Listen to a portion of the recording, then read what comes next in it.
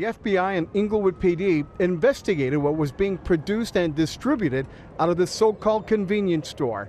It's only a few blocks away from where the LA Rams' new stadium is being built.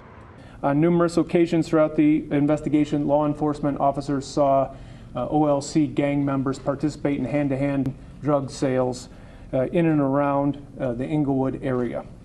This is exclusive video of federal agents processing the suspects they picked up late last night and early this morning. The agents' faces have been blurred to protect their identity.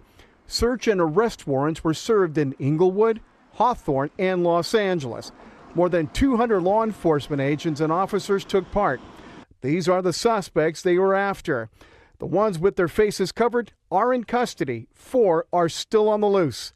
According to the grand jury indictment, the suspects would take the drugs from this storefront and deliver them to places like the Social Security office in Inglewood, where they'd meet customers. In August 2018, federal and local authorities executed a pre-dawn sweep that targeted the Osage Legend Crips, an Inglewood South Los Angeles set investigators said had evolved into a drug, manufacturing and distribution enterprise protected by violence.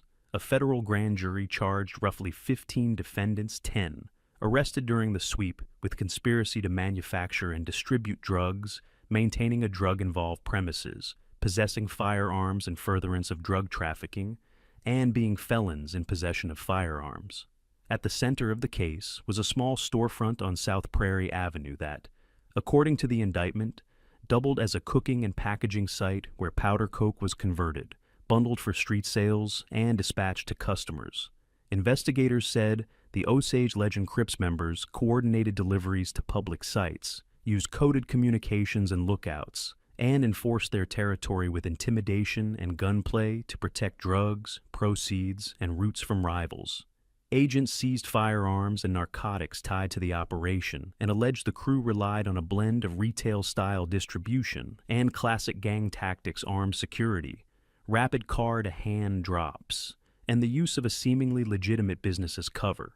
Prosecutors emphasized that the enterprise model, rather than isolated street deals, drove the charging strategy and exposed defendants to stiff federal penalties. On the lead narcotics conspiracy counts, defendants faced mandatory minimums of 10 years and up to life in federal prison, with additional consecutive time possible on firearm and furtherance charges.